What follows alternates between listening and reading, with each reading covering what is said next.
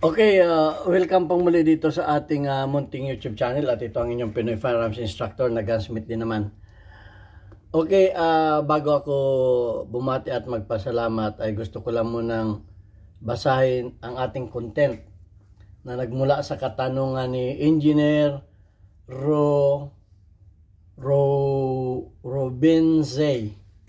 Okay, ang sabi ni Engineer ay halimbawa, bumili ako ng baril na di ko nakuha ng permit to carry hanggang fire registration lang.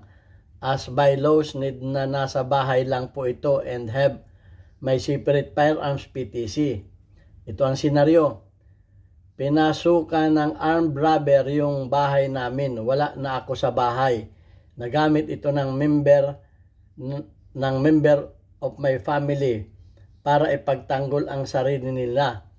If there is a discharge of fire, meron po bang liability ang nakagamit ng unit ko at ako sa incident na ganun? Ay magandang senaryo ito, magandang tanong ito.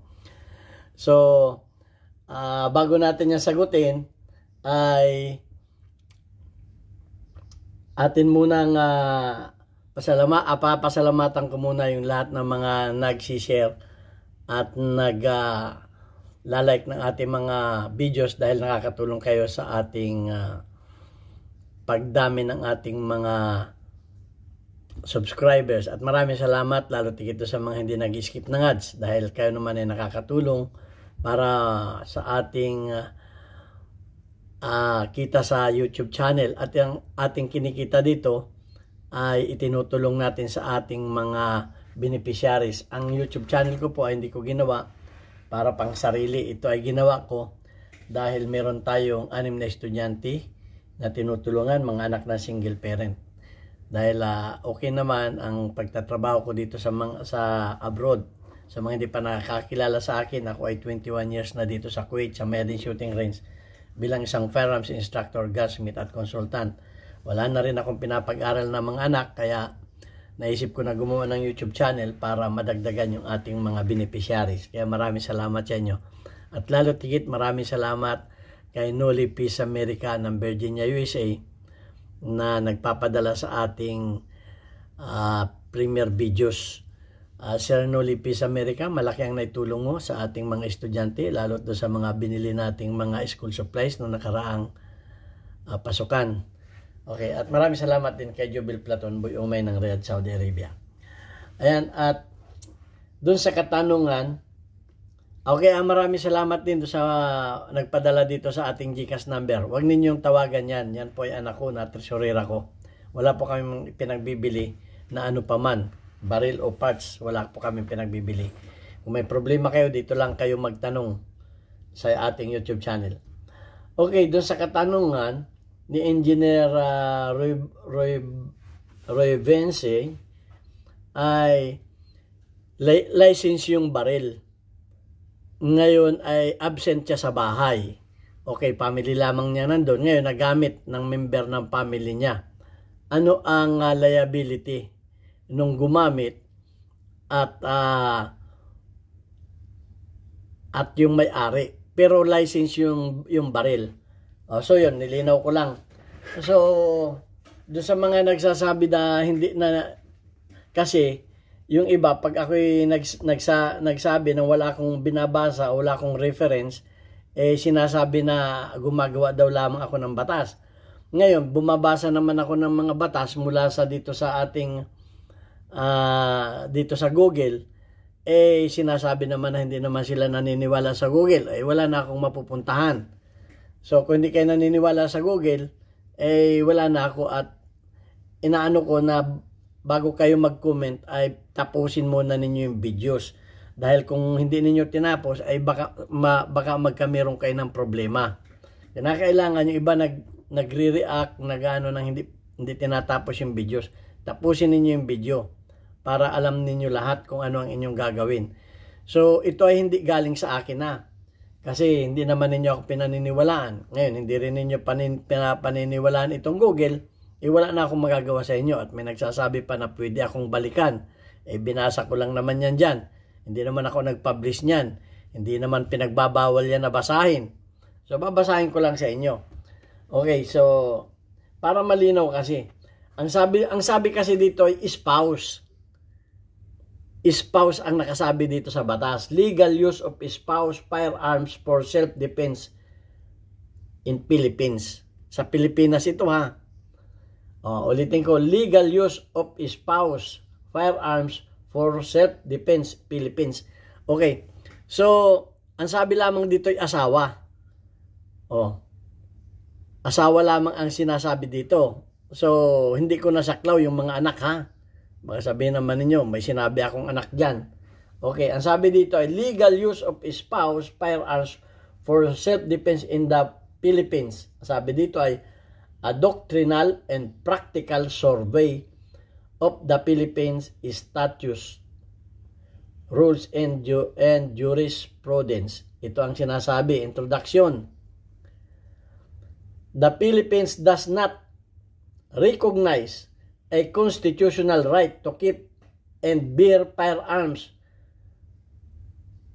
Ownership is regulated, privilege granted, and withdrawn by statute.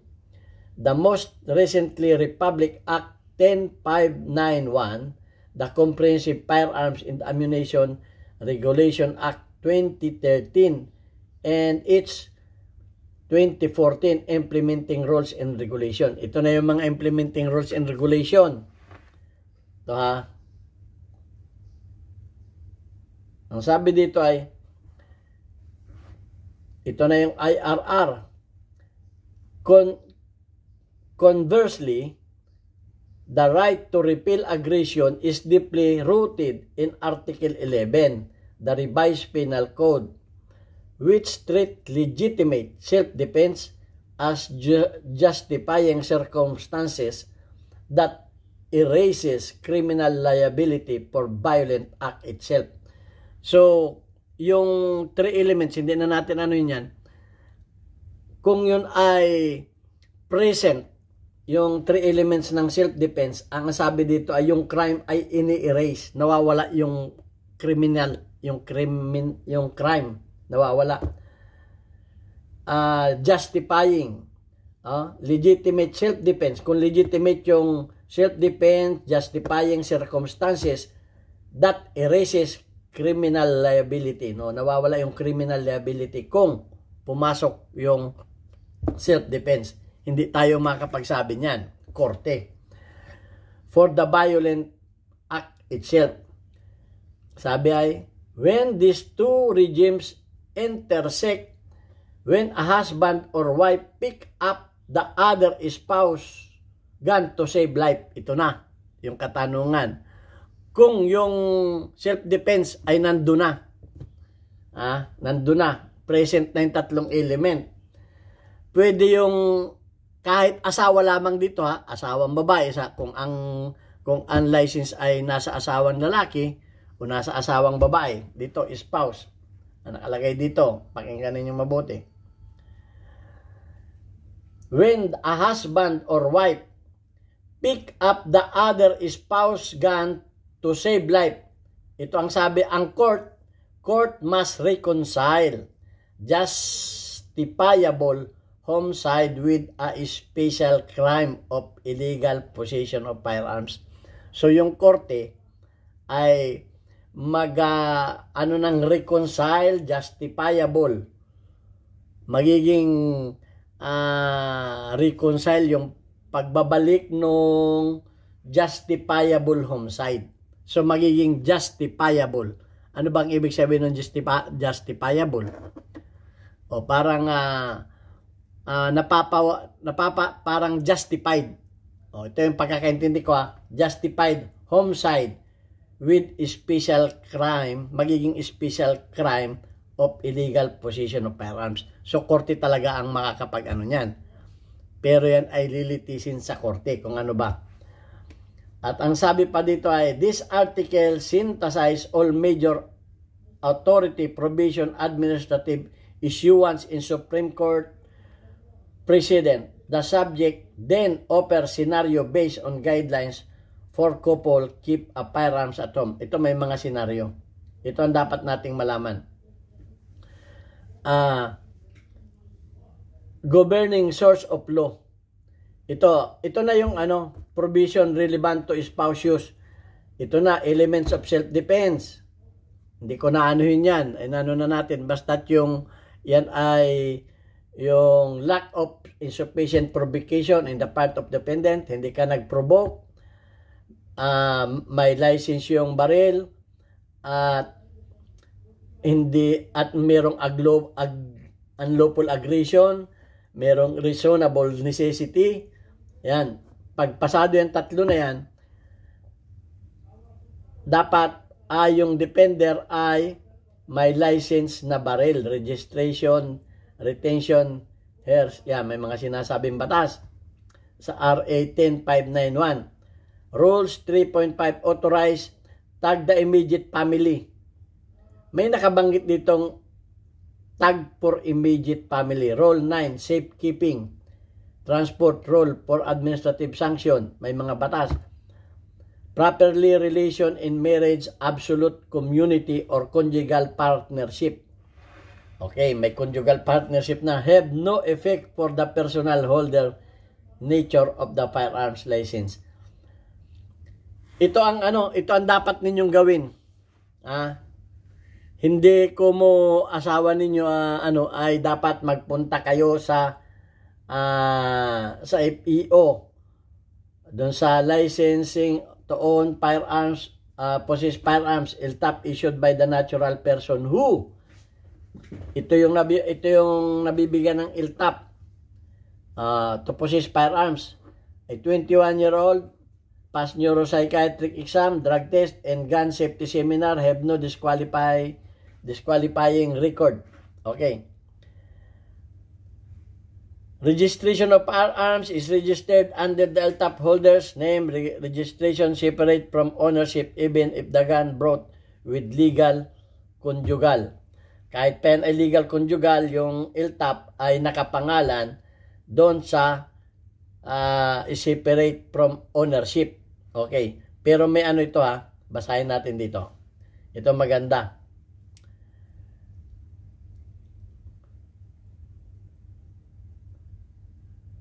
Authorized user. Ito ang mga authorized user Under Rule 3.5 of IRR, the license spouse may designate. Pwede ninyong i-designate an immediate family member. Pwede ninyong i-designate ang inyong immediate family member, including other spouse, as an authorized user. O pwede ninyong i-designate as an authorized user inside the family dwelling. Doon lamang sa inyong family dwelling, sa loob lamang ng bahay. Yun ang family dwelling ay yun yung loob ng pamamahay. Provided that the following are on file with the PNP FEO. So, magpapile kayo ngayon. Kaya lagi kong sinasabi, tapusin ninyo ang video. Magpapile kayo sa PNP FEO. A written designation. Magpapile kayo doon ng written designation. Ito ang kinakailangan. Photocopy of the designee. Valid ID. Kung sino man yung ino-authorize mo na pwedeng gumamit. May valid ID. Proof of relation. Proof of relation. Kung kayo kung anak mo yan, may birth certificate. Kung asawa mo yan, may marriage contract. Yan ang mga proof of relation. No separate LTAP is conferred. Wala nang LTAP yung i-designate mo. The aunt holder cannot carry the gun outside the residence. Hindi. Yung iyong dinesignate ay hindi pwedeng dalhin sa labas ng bahay yung firearms. Unless he is he or she is independently secured permit to carry, PTC4. Ay pwede rin kung siya ay kukuha ng another permit to carry. O maliwanag. Binasa ko lang yan ha. Permit to carry outside resident PTC personal to the license and is not enough. Okay ha? Hindi enough yung PTC license, permit to carry firearms outside residence personal to the license is not enough. Kinakailangan ay pupunta kayo sa PNP FEO. Doon kayo mag-inquire. Mas maganda na yung sigurado ha. Para meron kung ano man ang mangyari, meron kayong papel mula sa PNP FEO, a written designation. Ano yung written designation? A photocopy of designee. Yung pinapahintulutan ninyo, kailangan ay may valid ID. Proof of relation. Ano ang proof of relation ninyo? Birth certificate ba yan o marriage contract? No separate LTAP is conferred. Ito, at hindi po pwedeng cannot carry the gun outside the resident unless he or she independently secured a permit to carry. Kung dadali na may permit to carry din, bahala na. Hindi ako ang mag-ano niya na. Kung yan ay pahintulutan ng PNP Firearms and Explosive Office. Pupunta kayo doon. Magde-designate kayo kung sino ang pupwede. Okay para safe na safe. Okay, yung mga nagsasabi na na hindi naniniwala dyan dito kung hindi kayo naniniwala dito sa binasa ko, ay magsadya kayo sa PNP Firearms and Explosive Office kung hindi kayo naniniwala sa akin. Okay? Para mas maliwanag. Ito ay advice ko doon sa mga hindi naniniwala dito sa mga binabasa ko. Kasi ito ay binasa ko sa Google at kung hindi ninyo pinaniniwala, pwede naman kayong pwede naman, wala namang masama kung i-verify ninyo yan. Sa PNP office. Kamukha ni Chocolate. Binirify niya yung silencer. Hindi daw pwede. Hindi pwede. Dahil ginawa natin topic yan. Maganda yung kayo na mismo ang pumunta doon. Wag yung mismo. Kasi ako ay nagbibigay lamang ako ng guidance kung ano ang inyong mga gagawin. Okay? At kung hindi kayo naniniwala sa akin, ay wag na kayong manood doon sa mga pinagsasabi ko. Okay, ito ay para doon lamang sa naniniwala sa akin. At palagi kong sinasabi, sa katapusan ng aking video, mag-verify kayo doon sa naglabas ng IRR. Sino ang naglabas ng Implementing Rules and Regulation? Sinulat yung una natin binasa dito ay batas. Ito ang batas. Legal use of spouse firearms for self-defense. The legal use of spouse firearms self-defense. A doctrinal practical survey. Ito, binasa ko yung introduction, yung article. Binasa ko sa inyo. Binasa ko sa inyo ang IRR, Implementing Rules and Regulation. Ngayon, ang gagawin na lamang ninyo ay pumunta kayo doon sa PNP Firearms and Explosive Office at mag-file kayo doon kung sino ang inyong pinahintulutan na gumamit ng firearms kung kayo ay wala sa bahay. May senaryo pa rin. Halimbawa, kayo ay napuruhan. Yung mga ganon. Bakit hindi ba pwedeng gamitin ng asawa yan o ng anak yan? Napuruhan na kayo. Ay di, maubos kayong buong pamilya. Okay, yan ang mga senaryo. Kaya maganda itong katanungan ni Engineer.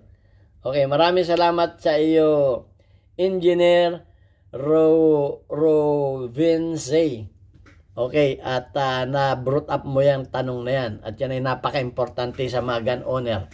Kaya sinasabi ko, huwag tayo tira ng tira, haka-haka, mas maganda talaga yung tinatanong. Okay? God bless us at babasahin ko lamang yung ating mga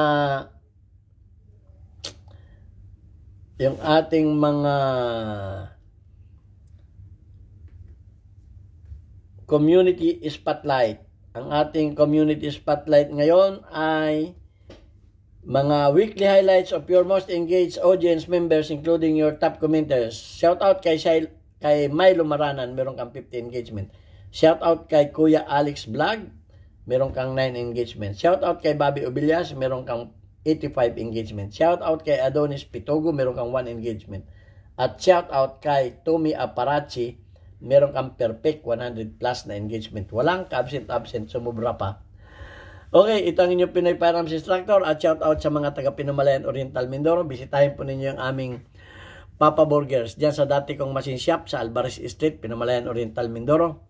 Sa halagang 40 pesos, mapapa burger kayo sa sarap, buy one take one. Pinumalayan Oriental Mindoro, Alvarez Street ninyo matatagpuan. Maraming pong salamat.